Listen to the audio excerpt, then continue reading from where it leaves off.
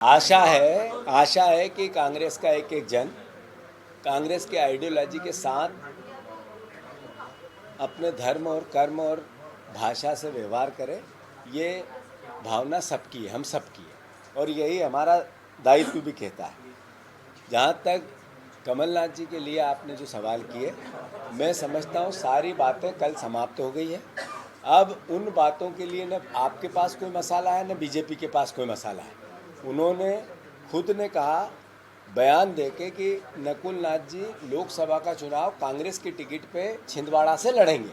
कमलनाथ जी ने सबके सामने वक्तव्य दे दिया कि ये गुमराह और भ्रमित करने वाली बातें सब विपक्ष और मीडिया की थी। तो मैं समझता हूँ कोई बात इसमें बची नहीं है। अब नेचुरल है, स्वाभाविक है। जो इनका सवाल था, अनुशासन में कांग्रेस के वर्करों को रहना चाहिए, और जो अनुशासन का भावना है उस पर पार्टी गंभीर है। मैं मानता हूँ इसमें किसी प्रकार की कोई कोताही किसी की भी पार्टी के एक अनुशासित संगठन के लिए बर्दाश्त करने जैसी नहीं है। एक नोटिफिकेशन 2 दिन पहले आया आरबीआई का, जिसमें 5500 करोड़ रुपया सरकार फिर से कर्ज लेने वाली है। पिछले 19 साल शिवराज जी जिस तरीके से बेहताशा बेरोजगारी और 30,000 रजिस्टर्ड झूठ बोले, तो हमने झूठ और बेरोजगारी का एक मामा देखा था। 2 महीने से 30 साल में सबसे ज़्यादा क्राइम अपराध अगर कहीं हुए तो मध्य प्रदेश में। और पिछले 1 साल में 28,000 करोड़ रुपया शिवराज जी ने कर्ज लिया था, उनकी सरकार ने लिया था। 2 महीने में 15,000 करोड़ रुपए का कर्जा आदरणीय शिवराज सिंह हमारे आदरणीय मोहन भैया ने ले लिए, मोहन यादव जी ने ले लिए। एक दिमाग में स्वतः आती है बात कि 19 साल झूठ और बेरोजगारी के मामा थे, 2 महीने कर्ज और क्राइम के काका हैं। आप देखो कि कर्ज की अवधारणा सरकार ने किस तरीके से आत्मसात कर ली। 25 जनवरी 2023 को 2,000 करोड़ रुपया इनने कर्ज लिया, फिर 2 जनवरी 2023 को 3,000 करोड़ कर्ज लिया, फिर 9 फरवरी 2023 को फिर 3,000 करोड़ कर्ज लिया, 16 जनवरी 2023 को फिर 3,000 करोड़ रुपए कर्ज लिया, 23 फरवरी 2023 को फिर 3,000 रुपये कर्ज लिया, 3,000 करोड़ रुपया कर्ज लिया, 2 मार्च 2023 को फिर 3,000 करोड़ रुपया कर्ज लिया, 9 मार्च 2023 को फिर 3,000 करोड़ रुपया कर्ज लिया, 9 मार्च 2023 को फिर 2,000 करोड़ रुपया कर्ज लिया, 17 मार्च 2023 को 4,000 करोड़ रुपया कर्ज लिया, 24 मार्च 2023 को 1,000 करोड़ रुपया कर्ज लिया, 29 मई 2023 को 2,000 करोड़ रुपया कर्ज लिया, 14 जून 2023 को 4,000 करोड़ रुपया कर्ज लिया, 12 सितंबर 2023 को 1,000 करोड़ रुपया कर्ज लिया, 27 दिसंबर मोहन यादव जी जब से आए 12 दिसंबर 2023 को 1,000 करोड़ रुपया कर्ज लिया, 27 दिसंबर को 2,000 करोड़ रुपया कर्ज लिया, फिर 23 जनवरी को 2,500 करोड़ रुपया कर्ज लिया, फिर 7 फरवरी को 3,000 करोड़ रुपया कर्ज लिया, और अब 20 फरवरी को फिर 5,500 रुपये कर्ज लिया। 55,000 करोड़ रुपये, 5,500 करोड़ रुपया, सॉरी, मैं मानता हूँ 3,57,000 करोड़ रुपए का कर्ज शिवराज जी छोड़ के गए थे। पिछले साल लगभग 42,000 करोड़ रुपया, 28,000 करोड़ रुपया कर्ज शिवराज जी ने लिया था, और लगभग 14 साढ़े 14,000 करोड़ रुपया कर्ज 2 महीने में आदरणीय मोहन यादव जी ने लिया। सवाल ये है, ये कर्ज लेते हैं तो करते क्या है? अभी अनुपूरक बजट आया था, बजट में कर्ज की अदायगी के लिए प्रोविज़न है। मतलब अब लगभग 35 से 38 हजार करोड़ रुपया पर साल हमें सिर्फ कर्ज का अदायगी देनी है लगभग, और कर्ज की किस्तें देनी है।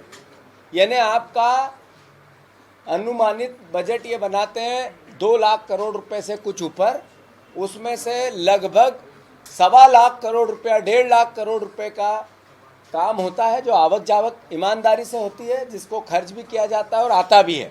बाकी अनुमानित होता है जो अगले साल फिर कोलैप्स हो जाता है, नई व्यवस्था बन जाती है आर्थिक व्यवस्था के अनुसार। उसमें से 38 हजार करोड़ रुपया लगभग सिर्फ कर्ज की अदायगी देनी है और ब्याज देना है। मध्य प्रदेश के निवासियों, ये सरकार को हम चुनते हैं अलग अलग मुद्दों पे, भावनाओं पे,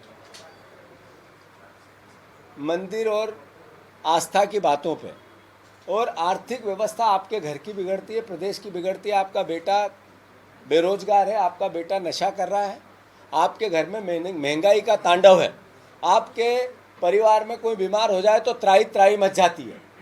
अब आप देखो कि हर तरह की आर्थिक अराजकता हर परिवार में है। एक परिवार ऐसा नहीं है जिसमें किसी प्रकार की यातना। 80% लोग कर्जदार हैं। आज किसी बैंक का कर्जा है, साहूकार का कर्जा है, कोई संपत्ति बिक्री है। ये हालात मध्य प्रदेश के हर घर के हैं और इसी का असर सरकार पे है। तो मैं मानता हूँ कि जैसे मैंने शुरुआत में कहा, हमने पहले अद्भुत नंबर 1 बेरोजगारी और 30,000 रजिस्टर्ड झूठ जो विधानसभा में दिए गए, आश्वासन दिए गए, जो सरकारी कागजों में है, शिवराज जी ने कहे थे। तो झूठ और बेरोजगारी के मामा थे शिवराज जी। सबसे बड़ा झूठ बहनों से बोल के गए कि मैं 3,000 करोड़ रुपया आपको दूंगा, 3,000 रुपया पर मंथ दूंगा चुनाव बाद। एक 1,200 रुपये दे रहे हैं और वो भी सांसें ले रही है। ये कर्ज का लेते हैं तो करते क्या है? क्या ये कर्ज लेकर इनने प्रोविज़न किया है कि हम 2,700 रुपये किसानों का जो हमने वादा किया था वो देंगे? नहीं किया। अभी अनुपूरक बजट में इसका कोई प्रोविज़न नहीं है। इन्होंने 3,100 रुपये धान की अदायगी की, खरीदी की, हम पैसा किसान को देंगे, ये बजट में प्रोविज़न नहीं किया। साथियों, मध्य प्रदेश के वासियों, किसान भाइयों, देश में आंदोलित है किसान। किसान आंदोलित इसलिए है कि 2014 में नरेंद्र मोदी जी ने किसानों से कहा था, प्रचार करते वक्त लोकसभा के, कि किसान की जितनी लागत आती है, कितनी बिजली, कितना बीज का दाम, कितना खाद का दाम, कितना डीजल का दाम, फिर उसमें मजदूरी जोड़ो और फिर उससे डबल करो और फिर उसकी एमएसपी मिनिमम सपोर्ट प्राइस तय करो। 23 के चुनाव चल रहे थे तो किसानों से की मांग थी 3,000 रुपया कुंटल की गेहूं की। 2,700 रुपये बीजेपी की सरकार ने हाँ की थी, जो आज बनी है, बीजेपी के घोषणा पत्र में। आज तक एक शब्द नहीं कहा इसको लेकर। धान की कीमत 3,100। कांग्रेस पार्टी ने निर्णय ले लिया है कि हम अपने कार्यकर्ताओं के साथ और किसानों के साथ आंदोलन करें। अभी इस हफ्ते हम सारे ब्लॉक स्तर पर ब्लॉक अध्यक्षों के साथ किसानों के परिवारों को साथ लेकर हर ब्लॉक पे प्रदर्शन करेंगे। अगले हफ्ते जिला पे हम हर जिला स्तर पर किसानों के आपने 2,700 रुपये की गेहूं की बात की थी, कलेक्टर को मुख्यमंत्री के नाम ज्ञापन देकर, धरना देकर हम अपना विरोध प्रदर्शन करेंगे, किसानों के हितों की आवाज़ उठाएंगे। फिर उसके अगले हफ्ते मंडल पर हर खरीदी केंद्र जहां है वहां पर हमारा हर किसान खरीदी केंद्र, जब तक खरीदी के केंद्र चालू हो जाएंगे, किसानों के साथ मिलकर कांग्रेस के कार्यकर्ता हर जहां जहां पर तुलाई चल रही है उस तुलाई केंद्रों पर आंदोलन करेगी। तुलाई केंद्रों पर आंदोलन करेगी। जितने तुलाई केंद्र है पूरे मध्य प्रदेश में 2,700 रुपये का दाम इस सरकार को देना पड़ेगा। गेहूं का दाम 3,100 रुपये का, धान का दाम इस सरकार को देना पड़ेगा। ये एक महत्वाकांक्षी भावना है। ये सर्वविदित सब किसानों के मन की भावना है कि कांग्रेस पार्टी उनकी लड़ाई लड़े। मैं किसान भाइयों से अनुरोध करना चाहता हूं, मैंने जैसे पहले कहा था कि शिवराज भैया चले गए हैं, अब आपका भाई है जीतू पटवारी और कांग्रेस का एक एक कार्यकर्ता। आपके हितों की लड़ाई लोकतंत्र में हमें आपने जो जनादेश दिया सर माथे पे है, ताकत से लड़ेंगे। साथियों, साथ ही साथ आज सुप्रीम कोर्ट ने जो निर्णय लिया वो निर्णय क्या था। जो चंडीगढ़ के चुनाव हुए उसमें कुछ दिन पहले सुप्रीम कोर्ट का वर्डिक्ट आया था कि अनडेमोक्रेटिक, ये जो भावना है लोकतंत्र की, ये तानाशाही की ओर जा रही है, डेमोक्रेसी तानाशाही की ओर जा रही है। ये सुप्रीम कोर्ट के वर्डिक्ट है। आज उस निर्णय को उनने और आगे बढ़कर वो परिणाम बदल दिए। कांग्रेस पार्टी इसका स्वागत करती है। मैं देश के 70% वो लोग जो आज ईवीएम को लेकर शंका में हैं, वो जो ईवीएम की पद्धति, चुनाव प्रणाली को लेकर सवाल उठाते हैं, मैं अनुरोध करना चाहता हूं उन परिवारजनों से, आज समय आ गया है इस चुनाव प्रणाली के खिलाफ सड़कों पर आकर आम जनता इसकी लड़ाई को लड़े। ये एक मोहर है सुप्रीम कोर्ट की कि नरेंद्र मोदी जी ने नए भारत की बात की थी, न्यू इंडिया की बात की थी। क्या हजारों की तादाद में जनप्रतिनिधि बिक गए, दल बदल कर लिया, सांसद बिक गए, विधायक बिक गए, दल बदल हो गया, और पूरा देश देख रहा है इस बात को। सरकारें गिरा दी गई, पूरा देश देख रहा है इस बात को। जो चुनाव हुए, जो माहौल होता है उसके विपरीत परिणाम निकलते हैं, पूरा देश देख रहा है इस बात को।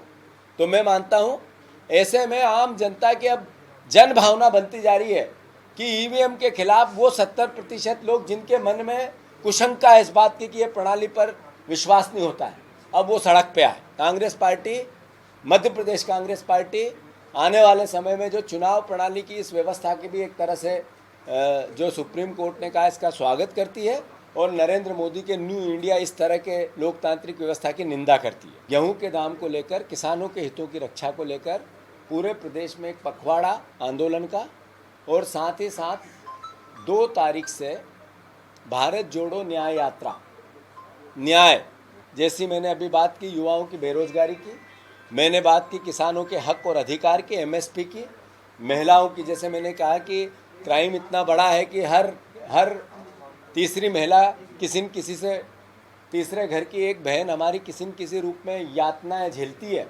ये महिलाओं का न्याय, श्रमिकों का न्याय, जो महंगाई और बेरोजगारी से परेशान है, ऐसे 5 न्याय के सिद्धांत को लेकर राहुल जी निकल रहे हैं। वो 2 मार्च को हमारी मुरैना से यात्रा आ रही है। 2 मार्च को उसका ध्वज का आदान प्रदान होगा दोपहर को 1 बजे। उसके बाद उसी दिन ग्वालियर, उसके रोड शो होगा, बड़ी आम सभा होगी मुरैना में, उसके बाद रोड शो होगा ग्वालियर में, उसके बाद रात्रि विश्राम ग्वालियर में ही होगा। दूसरे दिन शिवपुरी के एक आदिवासी संवाद, आदिवासी शहर या आदिवासियों से एक संवाद का आयोजन राहुल जी के साथ है। साथ ही साथ उसके बाद आगे शिवपुरी में जनसभा है, उसके बाद अलग अलग छोटे छोटे कस्बों में स्वागत और रैलियां हैं, फिर गुना में एक जनसभा है, फिर राघोगढ़ में एक जनसभा है, फिर हम आगे आते हैं तो ब्यावरा में, राजगढ़ में, उसके बाद मक्सी में, उसके बाद हम उज्जैन में रोड शो है, और बदनावर में सबसे हमारी व्रत एक आदिवासी सभा जिसमें संविधान की बात है और संविधान की रक्षा की बात है। 7 तारीख को आदरणीय 7 मार्च को इसी प्रकार से राहुल जी राजस्थान में प्रवेश कर जाएंगे। उसकी व्रत तैयारियों को लेकर हमने कल मीटिंग रखी थी वरिष्ठ नेताओं के साथ। आज से उसकी तैयारियों की सब्जेक्टिव, जिस समिति के जो चेयरमैन हैं और जो पदाधिकारी हैं, जो उसके सदस्य हैं, उनके साथ मीटिंगों का दौर चालू हो गया है। और बहुत भारी तादाद में मध्य प्रदेश के वासियों से, हमारे कार्यकर्ताओं से, कांग्रेस जनों से, आम पीड़ित व्यक्ति से मैं आह्वान करता हूं कि उस पूरे न्याय यात्रा में आप सब आमंत्रित हैं। मैं धन्यवाद देता हूं आप सबको। जो पहले आप लोग ये कहते थे कि वरिष्ठ नेता चुनाव लड़ने के लिए तैयार नहीं है, जैसा मैंने कहा, पार्टी ने अपनी लोकसभा की पूरी प्रिपरेशन टिकट वितरण की कर ली है, पैनल्स बन गए हैं, सही समय पे टिकट वितरण होगा।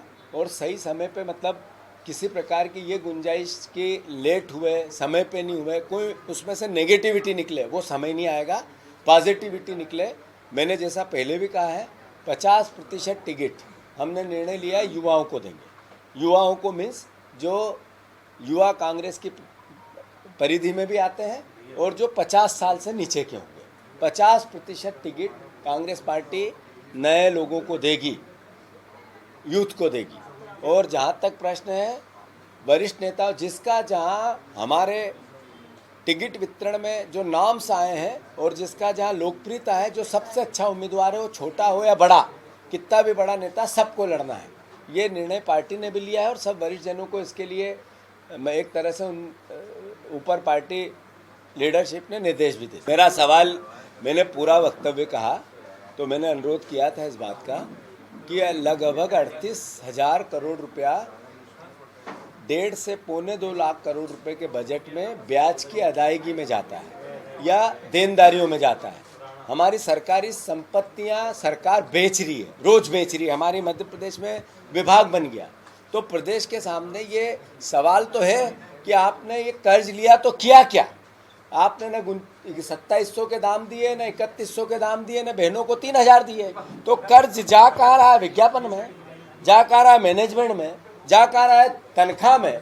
तो ये सवाल तो एक विपक्ष का दायित्व है। और रही वो सरकार का सवालों पे जवाब देने का धर्म है, विपक्ष का सवाल करने का धर्म है, पत्रकार का सवाल करने का धर्म है। मेरा जो पॉलिटिकल आदमी है, राजनीतिक व्यक्ति, उसका धर्म है सवालों के जवाब दे। धन्यवाद। मुझे पता है कि पत्रकारों के साथ सबसे बड़ा अन्याय वो होता है जो उसकी आज इनकम है, उसमें उसके घर को चलाने में परिस्थिति, परिवार को चलाने में परेशानी आती है। ये महंगाई है, पत्रकारों को भी किसी न किसी प्रकार से यातना दे रही है। ये एक पूछ के मारा जा रहा है उसको। उसके गार्ड राहुल गांधी के जो यात्रा में सुरक्षा गार्ड लगे हुए हैं, वो यादव जाति बता रहा है, उसके बाद उसको मारा जा रहा है। मैंने अनुरोध आपसे ये किया कि आप पत्रकारों की महंगाई की मार पड़ रही है, न्याय की बात हो रही है, कांग्रेस पार्टी कर रही है। पत्रकारों को जिस तरीके से एक जो ईमानदारी से उसका धर्म है, वो उस धर्म को रोका जा रहा है। एक तरह से मीडिया हाउस का पर कब्जा होने लगा है सरकारों का, वो छोटे वाले का राज्य की सरकारों पे और बड़े मीडिया हाउस का देश की सरकारों पे। ये अन्याय है, ये पत्रकारों का जर्नलिज्म के साथ अन्याय है। स्वामीनाथन आयोग की रिपोर्ट के आधार पर समर्थन मूल्य MSP, इसको लेकर राहुल गांधी जी ने, खड़गे जी ने, कांग्रेस पार्टी ने एक पूरा मेमोरेंडम दिया है देश के सामने। जो स्वामीनाथन आयोग की रिपोर्ट के अनुसार जितनी मांगे होगी, जितनी फसलों के समर्थन मूल्य की बातें होगी, कांग्रेस पार्टी उसकी गारंटी लेगी। जब चुनाव जो सारी स्वामीनाथन आयोग की रिपोर्ट के अनुसार, उसमें संख्या कितनी है उसी में है, उतनी सारी देगी। मैं बार बार कह चुका हूँ, हर बार कह चुका हूँ, फिर इस बार कहूँगा, कांग्रेस पार्टी का मोटिव एक है, हमें विपक्ष की भूमिका मिली। और विपक्ष की भूमिका है कि मध्य प्रदेश कांग्रेस कमेटी जो रामायण और गीता जैसा वचन पत्र है, जिसमें जो बातें बीजेपी ने प्रदेश के सामने रखी और वोट लिए, उसको वो पूर्ण करे। इस पे हम काम करेंगे। जहाँ तक धार्मिक आस्थाओं का सवाल है, हम सबकी धार्मिक आस्थाओं का सम्मान करते हैं। मैं हिंदू हूँ, भगवान राम में आस्था रखता हूँ, भगवान राम की आस्था और हिंदू धर्म के अनुसार अपनी जीवन पद्धति जीता हूँ, उसके लिए मुझे गर्व है। मेरा संविधान ये कहता है जो जैसा है, जिस धर्म में जीता है, वो उस धर्म के अनुसार अपनी जीवन पद्धति को रखे। ये हमारे हिंदू धर्म की भावना और परंपराओं में मैं इसका भी सम्मान करता हूँ। बाकी बातों को मैं किसी पे कोई उत्तर नहीं देना चाहता।